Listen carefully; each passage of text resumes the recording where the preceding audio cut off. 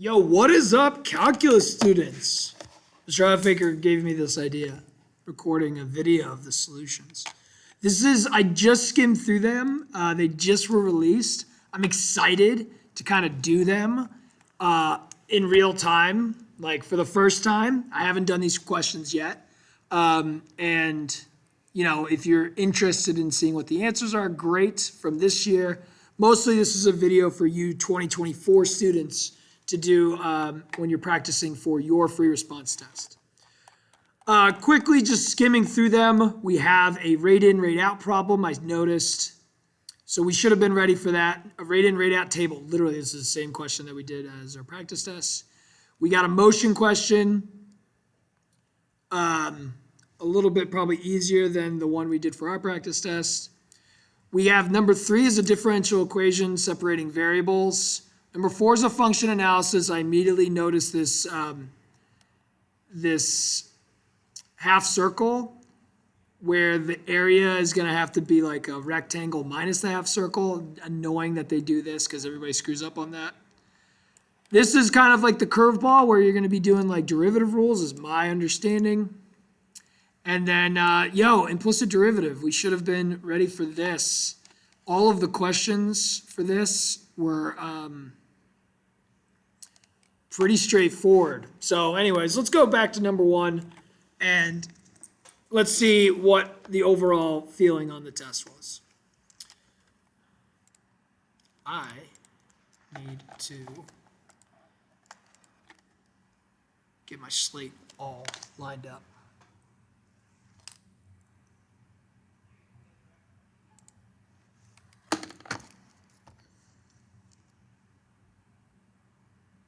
Sorry about the delay. You can fast forward this. Cool. Got my calculator ready to go? No, I don't even have a calculator.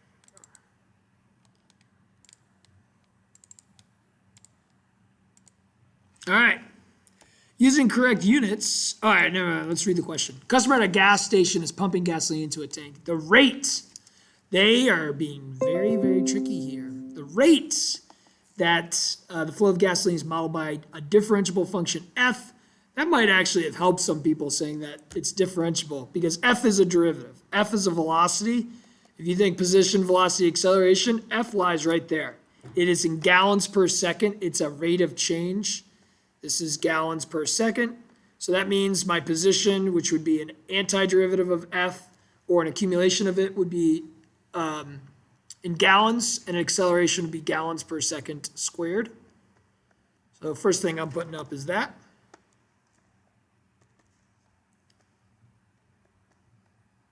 If you guys like gallons per second. And we're going to be introduced with G. You're not told about an initial amount. So this is just that how quickly we're adding fuel, pumping gasoline.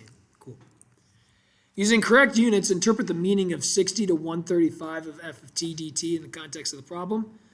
Use a right Riemann sum with 3 subintervals from 60 to 90, 90 to 120, and 120 to 135. Yo, that's nice of them. I hope you didn't make a mistake and do an entire right Riemann sum. And the reason why they give you this is for the interpretation. But all you needed to go is 60 to 90. Which is 30 using 0.15. And then from 90 to 120 is also 30 using 0.1.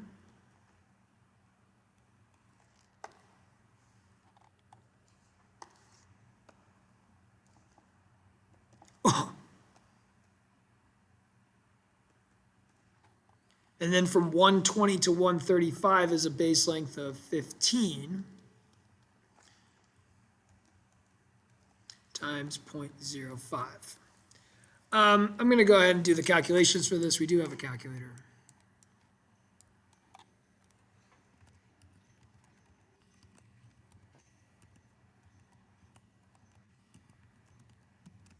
We got 8.25. This is seconds. So 8.25 gallons. Again, we are accumulating F, so we'd have gallons of fuel added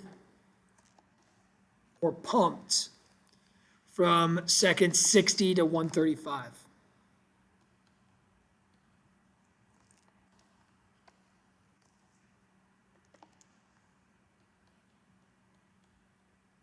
Gallons of fuel added from T equals 60 to T equals 135. Okay, a little tricky, I would say, because they're not doing the overall, they're doing just less, which changes the meaning. I'm sure they'd give you a point if you did a right Riemann sum but used everything.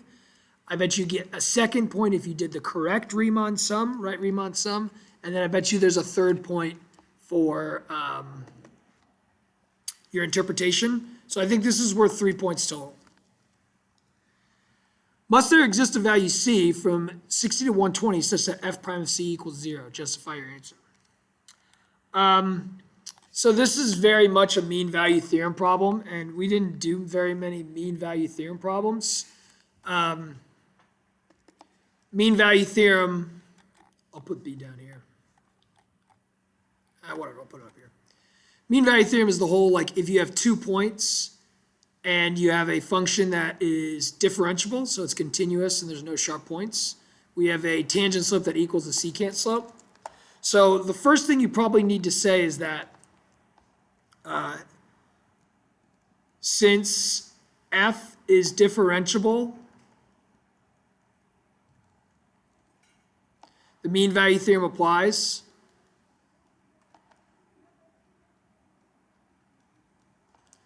And f prime of C must equal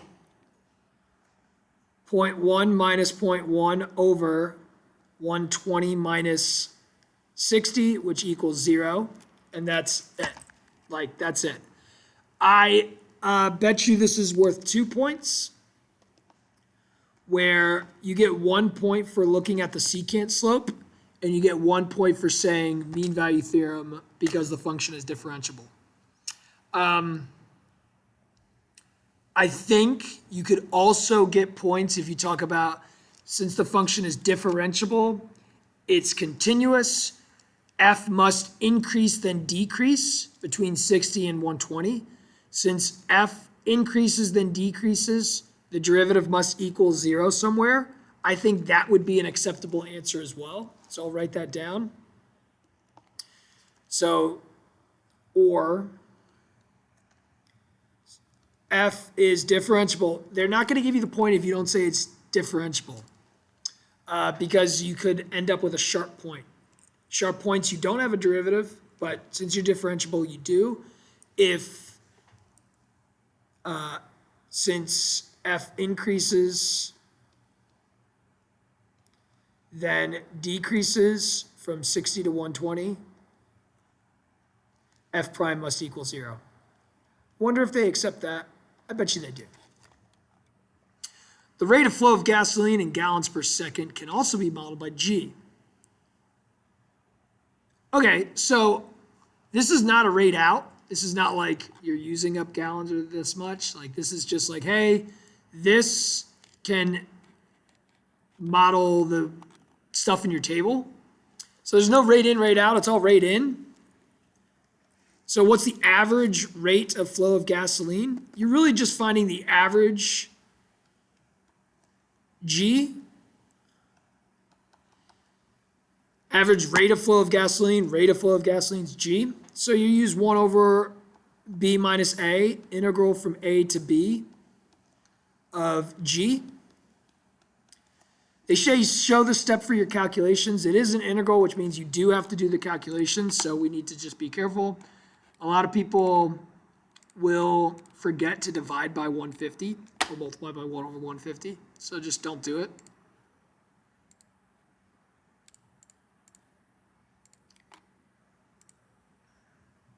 Good time to use alpha F1.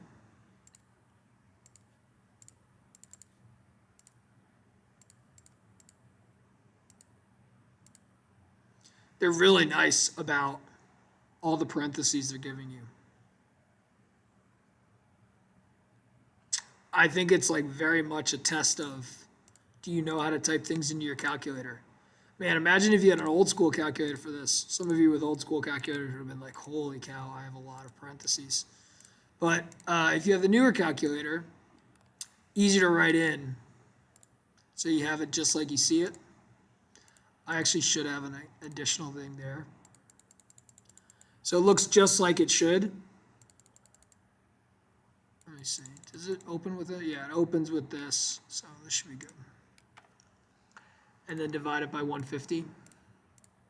They don't ask for units, but since it's an average G, 0.095 or 0.096 would be gallons per second. This is like gallons minus gallons divided by seconds minus seconds. So gallons per second. Use the model G. Find the value of G. Man, yo, this is an easy question, huh? I bet you C is worth 2. That's a 3, 4, 5, 6, 7. And I bet you get 1 point for an integral. You get 1 point for the value. Interpret G prime of 140. So I already have kind of G in my calculator. I'm just going to replace it with a math 8.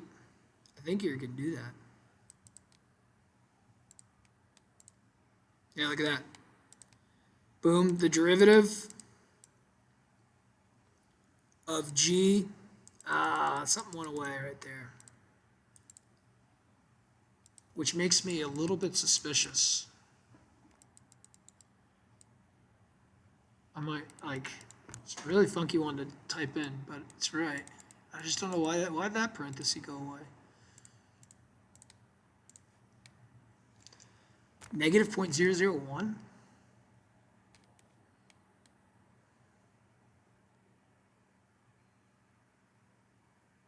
I guess because the square.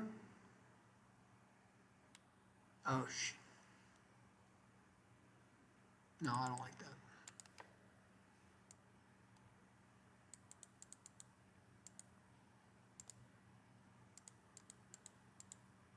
I like that. Yo, this is intense, like making sure it's in perfectly. The derivative, open parentheses, the cosine, open parentheses. Honestly, they probably want you to do like x squared over, that's probably a way I can check. Yeah, see, that's different.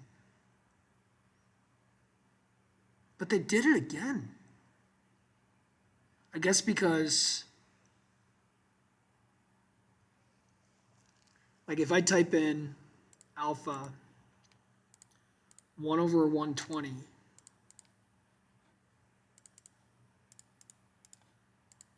squared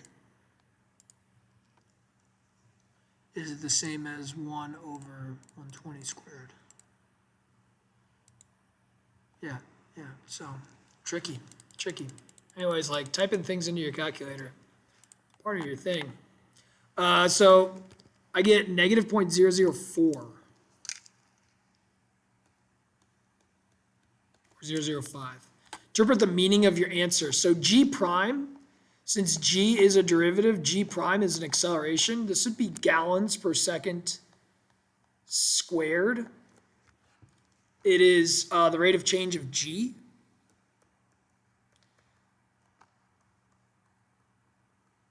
I never know if they accept that.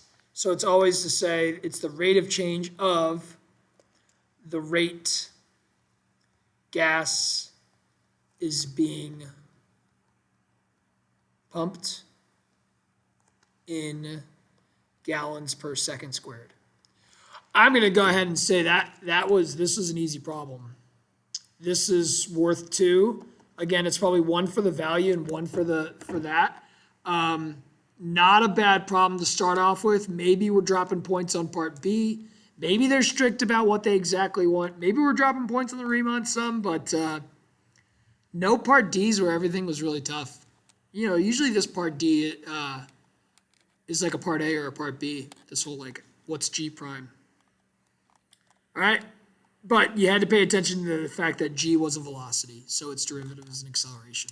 I think my students should have been ready for that. 3, 4, 5, 6, 7, 8, 9. Okay. Steven swims.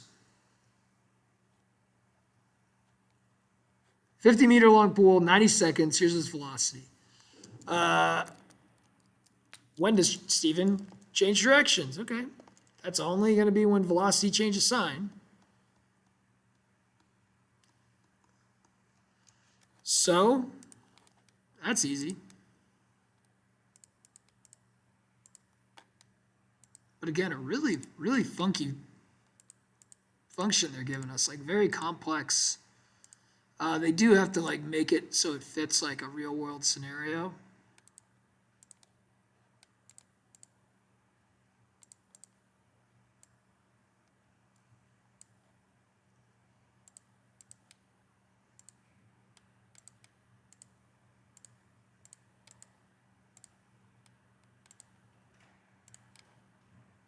I graph 0. I'm going from 0 to 90. I'm going to zoom fit it. Okay. I'm graphing 0 so I can find the intersection. So this is the graph of the velocity. This is as we're so used to graphing velocity. I mean, what can I see? Oh, man, that's sweet. One sign change, guys. So I got a max position. My min position's probably at my starting point, wherever it was. They didn't tell you. But only one location. 56. Oh, that's nice. Okay. Easy. Probably 1 point. The time and v changing sign. The acceleration at 60. Show the setup for your calculations. Indicate units of measure. All right, this is new to the AP exam, this whole like show the setup, which is good. So the setup though is simple. What do they say here? Like show the setup. Show the setup for your calculation. This is new. They've never done this before. People must have been dropping so many points for providing naked answers that they're like, let's just stop hoping that people provide actual answers and say show the setup. So that's interesting. This is brand new over the last 10 years. Maybe the AP Calculus exam is getting soft. I don't know. So I'm going to say the setup, though, is v prime. I'm not going to write anything crazy like the derivative ddt or anything. Like v prime of 60 is all I need to do. I'm going to second calc dy dx. Like this is what I'm doing, but I am saying it's v prime of 60. So v prime of 60 equals a of 60. That's all they need for a setup, negative 0.036. This is in meters per second squared. So again, you have a velocity, what's the acceleration? Meters per second per second. Is Steven speeding up or slowing down? Yo, some of my students were saying he's speeding up, but like my velocity's negative and the acceleration's negative, so he's speeding up.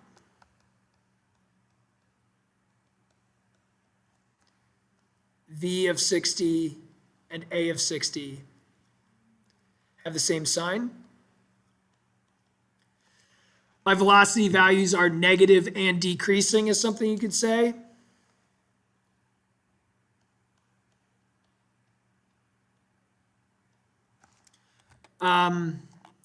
Looks like this is like a 2. This is a 2-pointer, 3-pointer.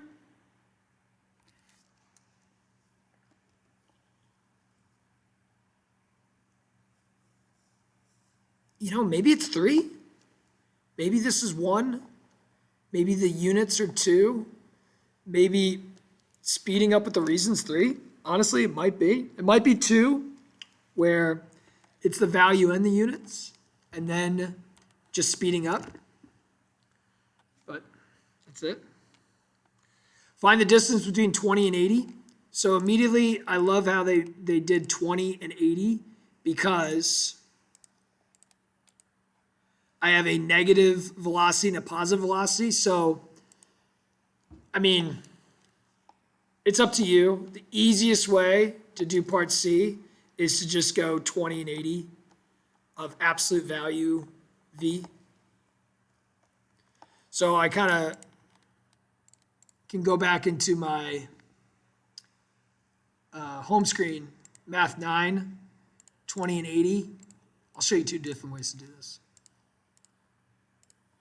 Math num abs, and I'm going to go Y1 because I already graphed it.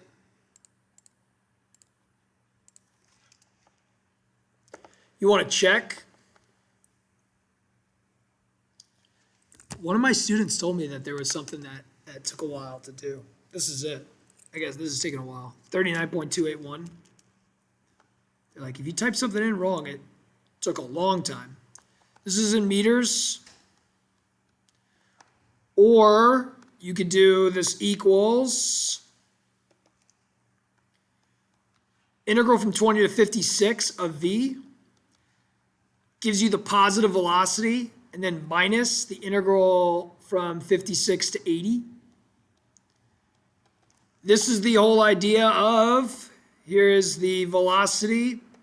Signs are positive until 56, negative. My position increases, then decreases. My area is this positive number, and then this negative number. Take this positive number, subtract this negative number, you're going to get the same answer. So watch how I'm going to change it up. This is a great way to check if you have the extra time. Probably you didn't. So this is probably a good value to use for the future. I got 31.332.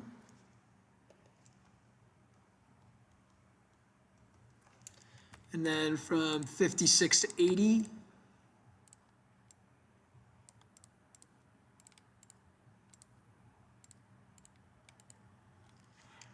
Negative 7.948.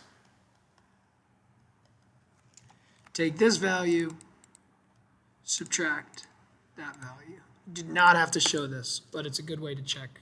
39.281. Okay.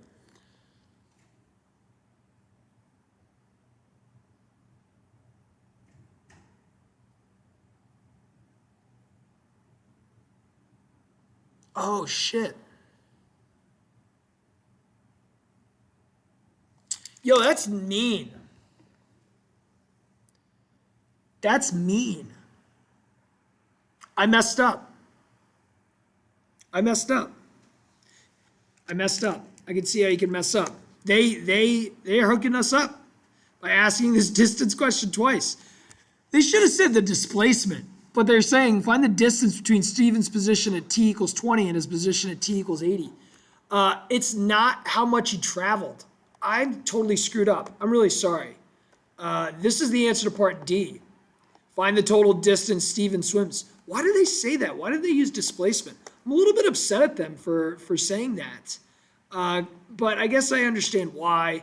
They want to make sure you're reading the question carefully. So we need to go from 0 to all sorts of stuff. Like we should be paying attention from 20 to 56 and from 56 to 80. We need to use these numbers anyways, but since I moved to the right 31 and moved to the left 7.9, yeah, here's the displacement, 23.383. This is the same. Let's actually stay here. Never mind. Stay here with C, part C. Part C. I don't want the distance, I actually want the displacement. Go back to 20 to 80, go back to V. We should get this value, 23.383. Go back to this, but get rid of the absolute value, and you don't have distance, you have the displacement. This is the distance between the starting position and the ending position. I don't know where they started or they ended, but that's it. That's the same thing as the plus 31 minus the 7.948. So add the negative 1. All right, so I had everything right, but I wasn't reading carefully. This is why I wanted to do this like live. to make these mistakes, to see like, oh, I can see how kids got screwed up doing that. So this is probably worth 3 points. No, this is probably 2. And then part D is probably worth 2. Part D is easy. Now we use 0 to 90 of absolute V. And I bet you some of you out there probably did the same thing twice. Well, it's like you're good for one of the parts, but not the other. So far, kind of soft. I'm going to say, like, where is the tough part? Part D, you know, where's the tough? Oh, yeah, most people aren't going to get that. They challenged you on that. Only the 5s get that. I haven't seen it yet. Everybody was saying, I thought the calculator part was easy. They didn't tell me what the questions were, okay? Police out there. But they said calculators seem to be easier than the no calculator. I guess that's true so far. All right, 62.164. Again, we could have done this from 0 to 56. That's a positive velocity. And I'm surprised it's not a max or min, 56 to 90. Again, if I did that, I'm going to get the same exact answer. Because I have the positive displacement. Good way to check. And then I have my negative displacement. Subtract it to add a positive distance. All right, 62.164. Cool. So this is probably worth 2 as well. Part D is probably worth 2. 1 for an integral of the absolute value, 1 for the value. 3, 4, 5, 6, 7, 8. Oh, this is soft. Maybe like B is 4. Maybe A is 2. Soft. Yo, don't listen to me, AP calculus test creators. But I think that was kind of soft. All right, this is a bottle of milk question. Oh, okay. So this is very much for when you guys are young parents. You're warming up milk from the fridge for your baby. That makes sense. All right, we have an increasing model M. We got the differential equation based on the temperature. We have an initial condition. It can be shown that the temperature is less than 40 for all values. Sketch a solution curve through the point 0.5. I think what they wanted you to do is make sure you don't go above.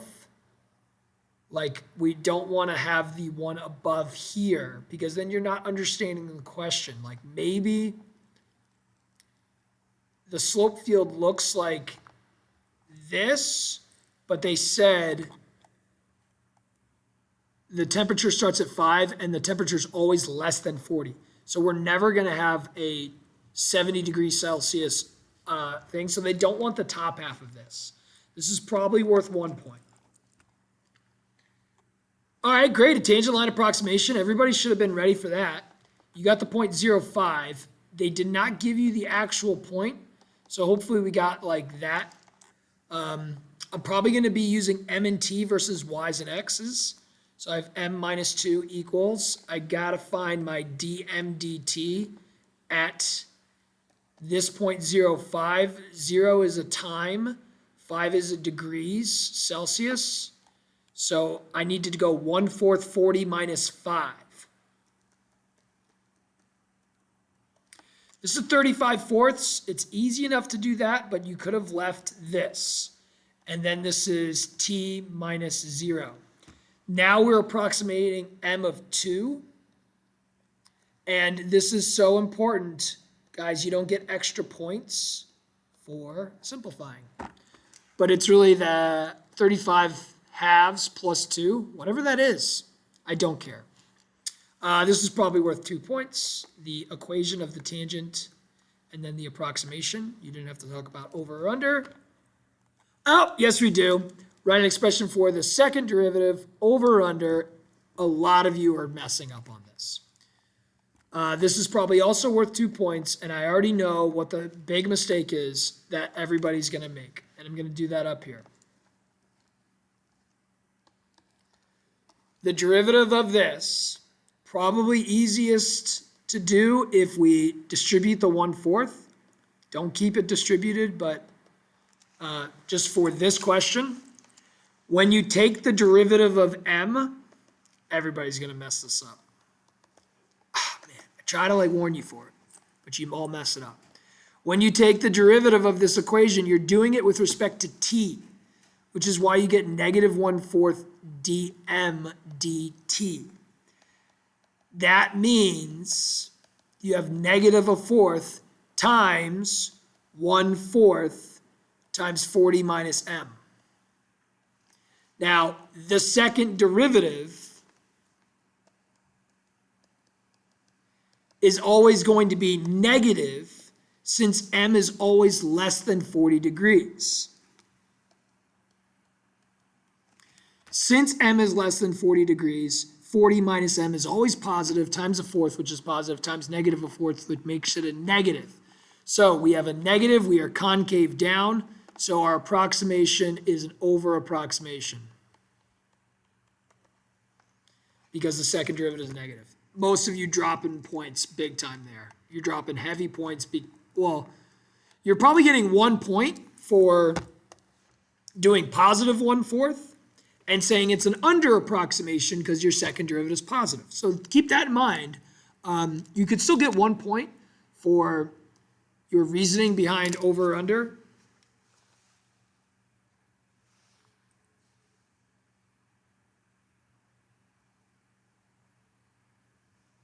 It's just getting lit up there.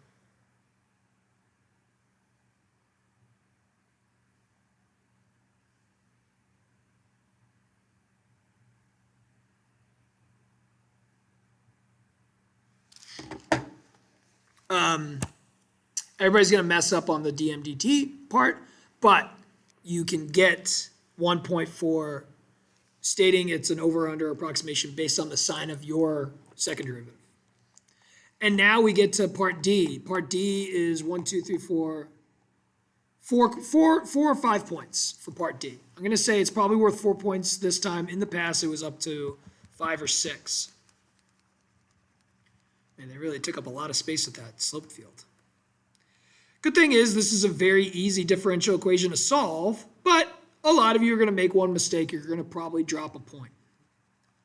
The big mistake you're probably going to make that I try to warn you about is not the separation of variables, which I would have recommended you just divide by 40 minus m. It's the fact that when you take the antiderivative of 40 minus m, 1 over 40 minus m, it's log 40 minus m with a negative out in front. You have to undo the derivative of the inside. It's a u substitution deal. Everybody forgets this, no matter how many times I say it, especially when you're working fast. You got to include a plus c. You got to take the antiderivative of 1/4. You're going to take the opposite of both sides. You're going to take e to the power of both sides. You're going to bring the c down, so it's c times e to the 1.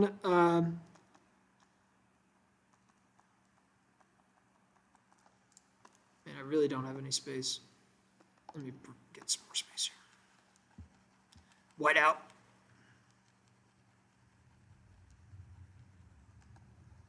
Still, nothing crazy yet, guys. We're already into question 3, and I'm like, yo, we should be getting 7, 8, and 9. 7, 8, and 9. Maybe multiple choice was harder.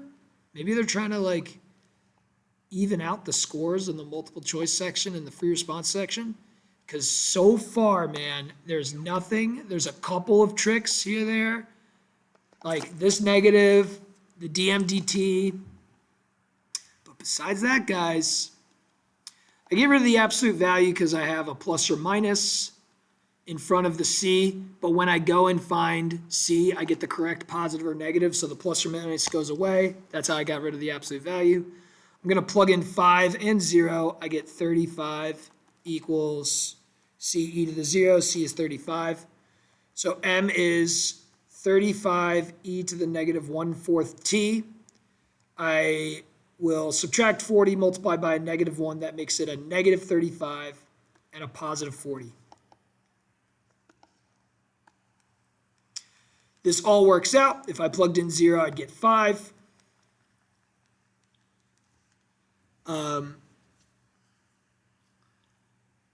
As t's are smaller,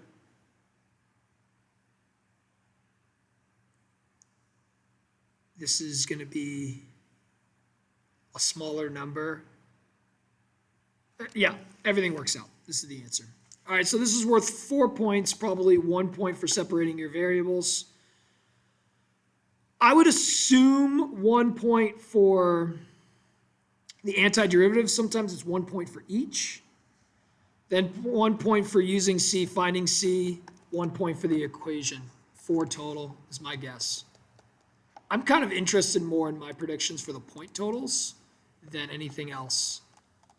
1 point for that, 1 point for the tangent line and the approximation, 1 point for the second derivative, and then your over or under based on the second derivative, 4 points for the solution. All right. All right, we got more space here. All right, it's the graph of f prime. It's not shifted at all. You have f of 2 equals 1. That's very important. So x equals 6. Like immediately I am throwing this down. F prime is positive until negative 1. It's negative until 2. It's positive until 6. It's positive after 6 until 8. F of 2 is 1. I'm going to understand F and its directions. I'm going to understand the area under F prime being how much F is displaced. So adding and subtracting a negative. I love how they gave you F of 2 is 1. That's a nice value. It's a 0, which is good of our derivative. And it makes sure we know how to go backwards and forwards. X equals 6 is a neither. F prime does not change sign.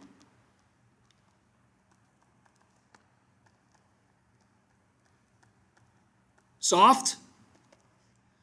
1 point, maybe 2. I'm probably saying that's 1.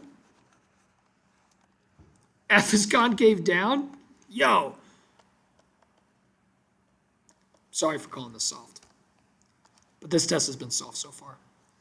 F prime is decreasing. The second derivative is negative until 0. F prime is increasing, which means the derivative of the derivative is, or the slopes of F prime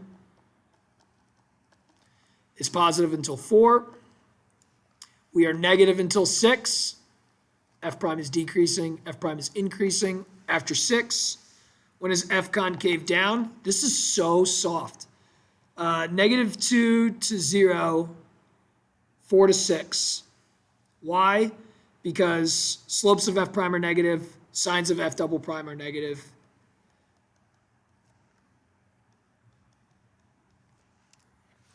So soft. 2 points. 1 point for this, 1 point for this. I knew this was going to show up, man. I feel like, man, we were so ready for this, especially for the ticky-tacky way that the AP exam grades this question. Now, I got to check to make sure, but my assumption is that this is a L'Hopital's rule question. And holy cow, we had this, and I showed you guys, I told you, if they ask you a L'Hopital's rule question on the free response, you got to look at the top, its limit. You make sure that it's 0. Now, it's going to take some work to figure out that it's 0. Well, f of 2, no, it's not. It's not going to take any work, actually. F of 2 is 1. So this is 6 times 1 minus 6. This is 0. And then you look at the bottom.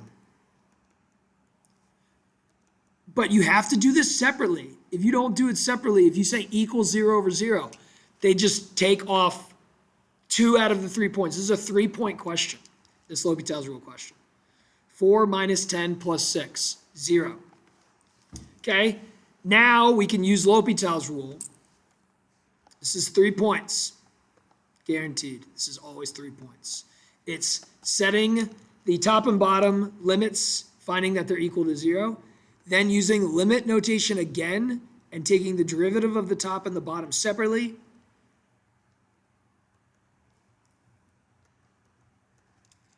Plugging in 2. 6f prime of 2 minus 3 over negative 1 when I plug in 2. F prime of 2. This is so soft. Is 0, I get negative 3 over negative 1, that's positive 3.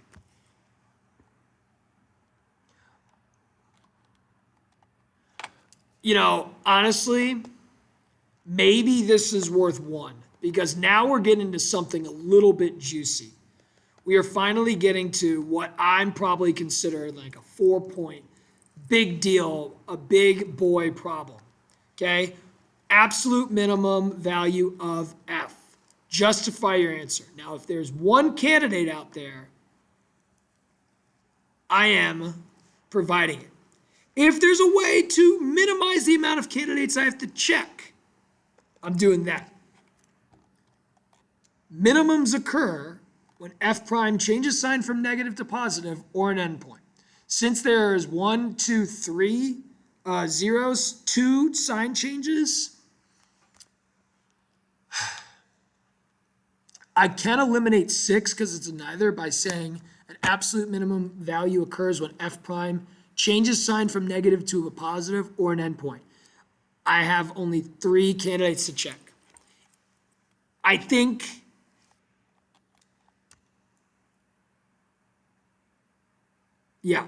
I kind of want to do that, but I'll also show what most people do on most calculus classes. So here's part D.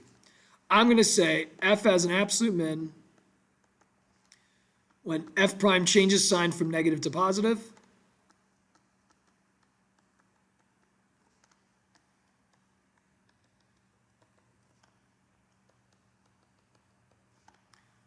Or an endpoint. Since I say that statement, I only have to check f of negative 2, f of 0, negative 1, shit, sorry guys. Oh, no, over here. Oh, man, I was looking at the wrong thing. 2. I honestly have to only check f of negative 2 and f of 2, right? Let's look at this. I go up, I go down, and then I go up, go up. If you wanted to, you can exclude the endpoint at 8.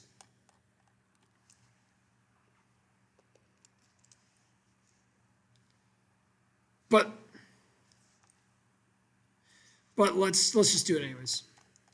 So it's not negative 2. We got negative to positive, which is at 2, and we got negative 2 and 8.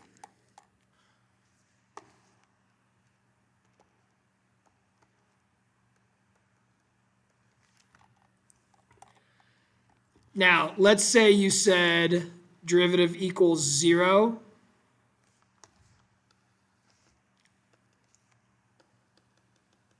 Then you would also have to include negative 1 and 6. And I'll find all of these for you. Now, the issue with this, though, is you gotta show how you're finding your values. So you gotta start with f of 2 everywhere. And then here I'm gonna subtract the integral from negative 2 to 2. I could add the integral from 2 to negative 2. That's fine. Here I'm going to add the integral from 2 to 8. All up to you. You got to know you got to go backwards. You have to show kind of your work behind it. I'm ready to find some areas now. This is a positive 1. From negative 1 to 2, I have down 2 over 1, 2, 3. So this is negative 3. From 2 to 6 is going to be tricky. All right, from 2 to 4, I got a positive 2. All right, 4 to 6, here we go. Now we get the fun stuff. We have a rectangle that is a 4, and I'm going to subtract a quarter of a circle that has a radius of 2. So this is 4 minus pi here. Yeah, like everybody's going to mess up on that. Hopefully you didn't. So think about it. You have this area here, subtract this area here, 4 minus a quarter of a pi times 2 squared.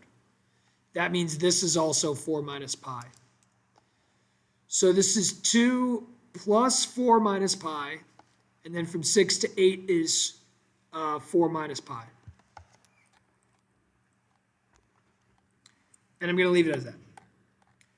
So from negative 2 to 2, I add 3, subtract 1.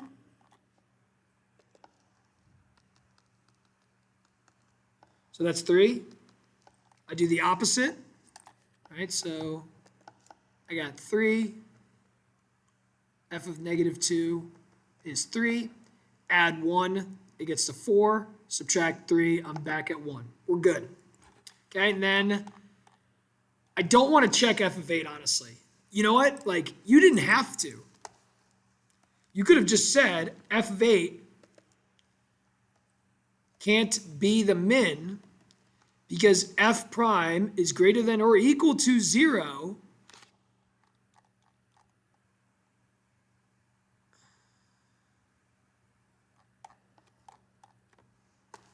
it's probably better to say f prime is greater than 0 from 2 to 6, and f prime is greater than 0 from 6 to 8.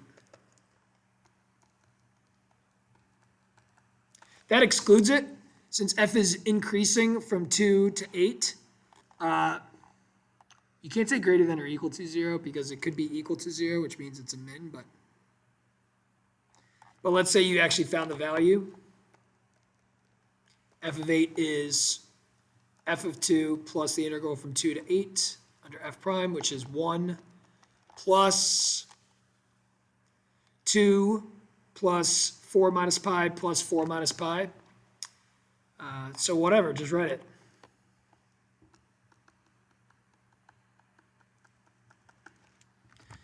Whatever that is,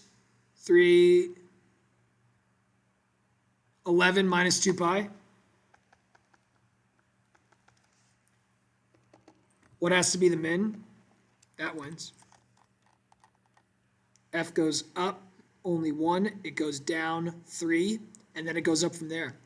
It's really the 2 is that you have to check. F goes up this much, F goes down a lot more, and then F goes up right there. It's like, this is easy. This is easy, guys. But what do they want to see? They want to see all of the correct justification, okay? If you're saying absolute min when f prime equals 0 or an endpoint, you got to include f of negative 1, which is f of 2 minus minus the integral from negative 1 to 2, or you could say plus the integral from 2 to negative 1. So this is going to be 3 plus 1, which is 4. F of 6, f of 2 plus the integral from 2 to 6 under f prime. 2 to 6 was 1 plus 2 plus 4 minus pi. So 4, 5, 6, 7 minus pi. So, like, that's it, man. Maybe that's 4 points. But nothing crazy. And you know what? It was great is that, like, and I hope they're allowing this. Because I don't know.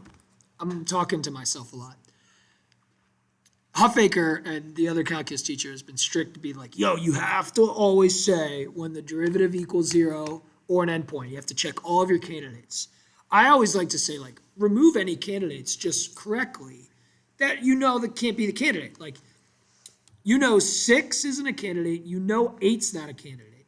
Your only candidate is really negative 2 and 2. As long as you state f's got to be a min when f prime changes sign from negative to a positive, or an endpoint, and then you could exclude 8. You say f prime is positive from 2 to 6 and from 6 to 8.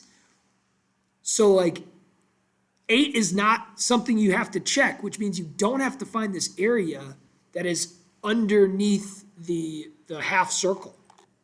That's my opinion, and I think it's a correct one. So I literally would have said this. Excluding 8, all I needed to find is f of 2 of f of negative 2. I'm thinking that's 4 points. 4, 5, 6, 7, 8, 9. Okay? I didn't think it was crazy. Nothing hard where it's like, oh, that's tricky. There are tricks, but nothing that I haven't seen before. The DMDT, I've seen that before.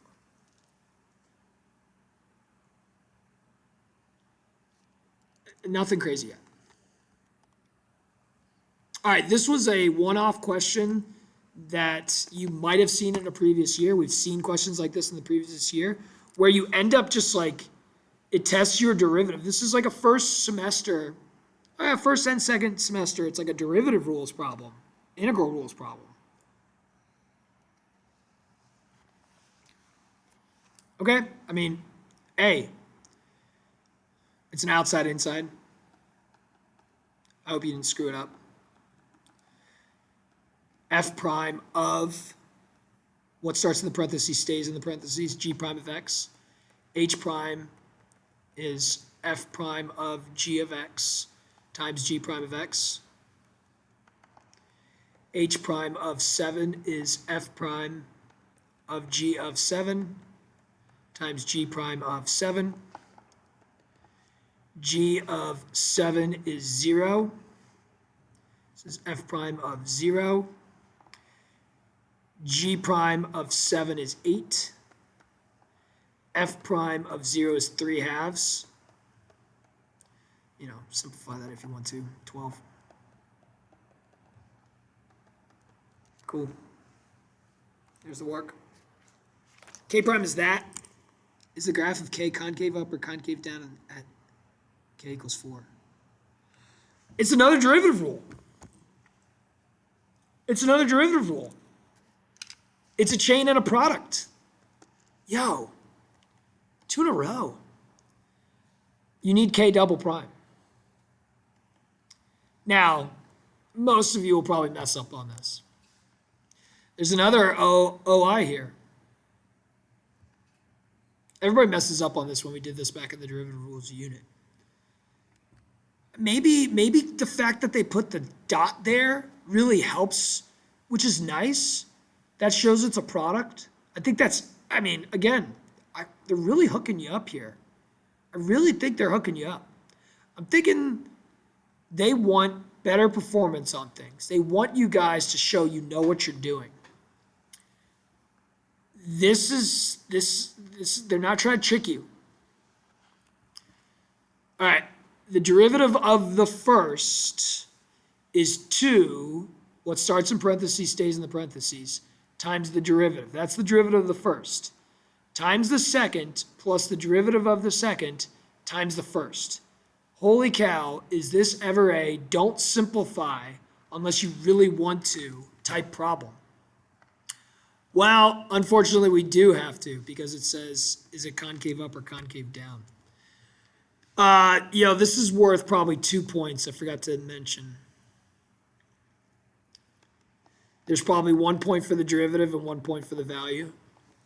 This is going to be 1 point for the derivative, 1 point for the value and the justification. 1 point for the value, 1 point for the justification, concave up, concave down. Talk about 4. Okay, let's focus on 4. F of 4, 4. F prime of 4, 3. G of 4, negative 3. G prime of 4, 2. F of 4 squared, 16.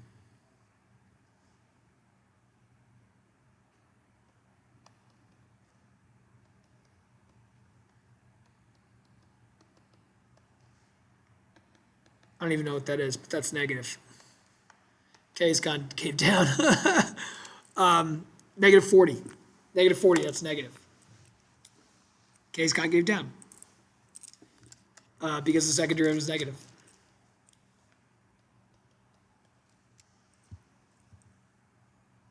Maybe you didn't realize you had to take the derivative of that derivative. I don't know.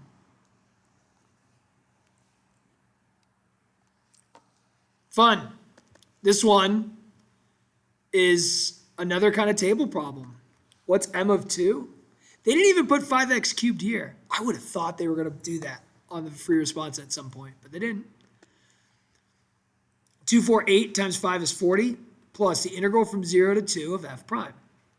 Well, to find the integral from 0 to 2 of f prime, I'm going to use f of 2 minus f of 0. I feel like I did a lot of those problems throughout the year, thinking like, yo, these are problems that they could put at you for the table. Sometimes it's like use substitution and stuff. So I'm going to do f of 2 minus f of 0, the displacement of f. F of 2 is 7, f of 0 is 10. So I got 40 plus 7 minus 10. So 40 minus 3, which is 37. I don't know, guys. Is this 2? This was 2 as well? Is this 3? Is this 2? Is this 1? It's got to be 2 using the antiderivative. And then getting the value. 246. Is the function m increasing or decreasing or neither at x equals 2? I don't know, guys. I don't think this is hard. There's nothing crazy yet. M is increasing or decreasing based on the sign of its derivative. You should be looking at m prime. This is an accumulation function plus. I get 15x squared plus the derivative of this integral. I don't know how many times I tell you guys, just gets rid of the integral. I just need to find m prime of 2. This is 3. Which one is 3 points? Is part B 3 points? Maybe part B is 3 points, and this is 2 points. I don't even know. Oh, man. I hope we crush this team. 15 times 4 is 60. F prime of 2, negative 8. That's positive. M is increasing because its derivative is positive.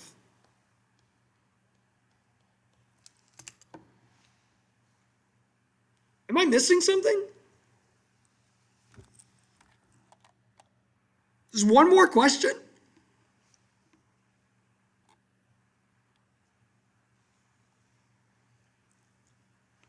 Listen, if you thought this was hard, this test, I'm sorry, you weren't prepared because this is not that bad. I don't think this is that bad. This is easier than last year, and last year was one of the easier years we had seen in a while, especially after 2021, which was so freaking hard. The 2021 A/B test was hard. If you were in my class, we did a problem just like this. And if you weren't ready for it, oh man. Part A, we were ready for this. Yo, product rule. How ready were we for this? The derivative of the first times the second plus the derivative of the second times the first. Every time you take the derivative of y's, you need dy dx. Subtract 6x, dy dx, you leave the 6y.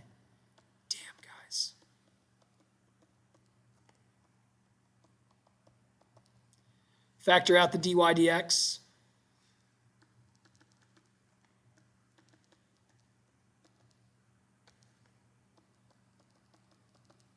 Divide to solve.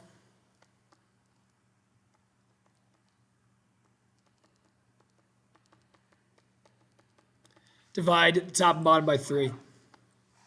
Boom. 2 points. 1 point for this, 1 point for this. 1 point for the correct first derivative, 1 point for then solving for dy dx. Horizontal tangents occur when, yo, man, damn, guys. Like horizontal tangents, when the derivative equals 0, that's when the top equals 0, that's when y equals 0. Like, you should have been ready for both this one and then part C, which is when you have to solve for a variable. But there was a hard part if you did it a certain way.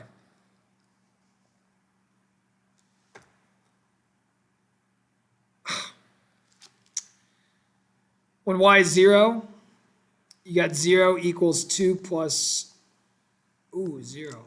That's interesting. Okay. So this is where people said, like, is there going to be a point? And I was always like, yo. They were like, I think one of the answers is does not exist. And you said that they always exist. Well, the only way 2y equals 0 is for y to equal 0. The only way to y equals 0 is if I plug in 0 and like there's no way. So this does not exist.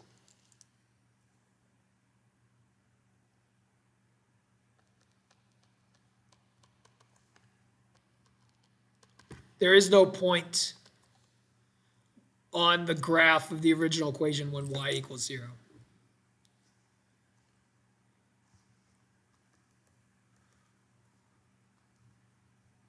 Horizontal tangent will occur when y is 0. There is no point.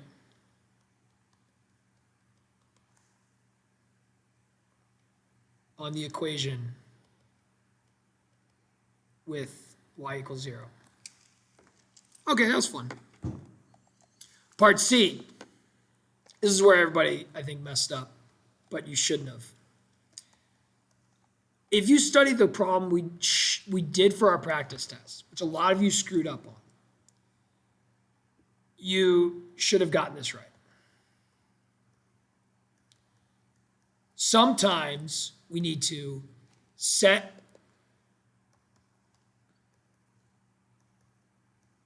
an equation equal to 0 and solve for a variable.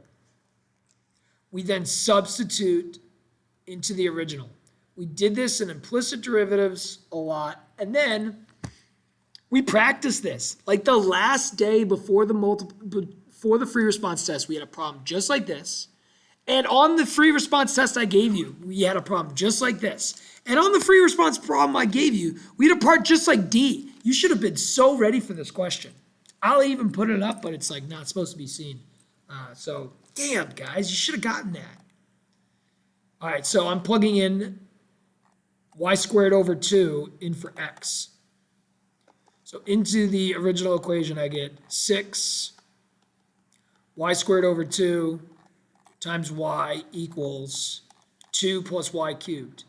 If you solve for y, it makes it a lot harder because you have to sub in y equals root 2x. That's going to be gross. This is not gross at all.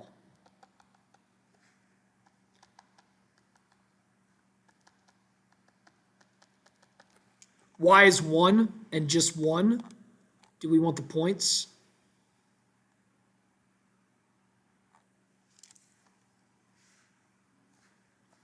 Plug back into the original or into this. You get 1/2. You plug it back into the original, you get 6x equals 3. Holy cow. Yo, implicit derivatives showing up more and more and more and more.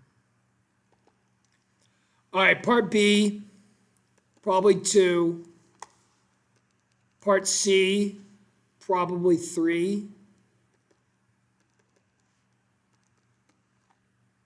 Part A, 2, 2, 4, 5, 6, 7, 8, 9.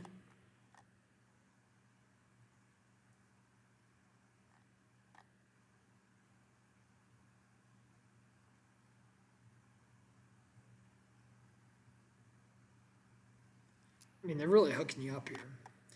You know, part D is just a implicit derivative, a related rate. I mean, d dt, you see it. We had the exact same problem on our practice test. It's a little frustrating. You guys had the opportunity. You were probably more prepared based on the questions you did on your practice test than any other of my previous students. So I expect good passing rates, guys. The derivative using the product rule, 6 dx dt y plus dy dt times 6x, and then equals 0 plus 3y squared dy dt. That's it. You're taking the derivatives with respect to time. You have a point, you have dx dt, you're finding dy dt. That's just so soft. So it's 1/2 -2. dx dt is 2/3. 6 times 2/3 times -2 plus, you're finding dy dt. dy dt times 6 times 1/2 equals 3 times 4 times dy dt. Resist the urge to do arithmetic. Could subtract dy dt times 3. No, it's actually subtract 3 dy dt's from 12 dy dt's. That's honestly easy enough to do. I was thinking like, oh, watch me factor this out and not do any arithmetic. But honestly, this arithmetic is so easy, you should do it. This is 2, 4, -8. I have 9 dy dt's.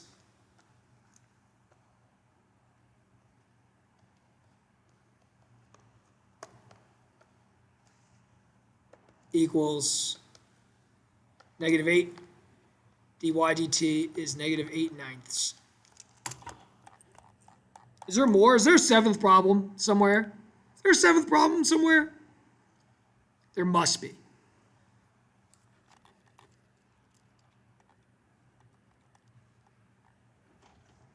Maybe part C is 2.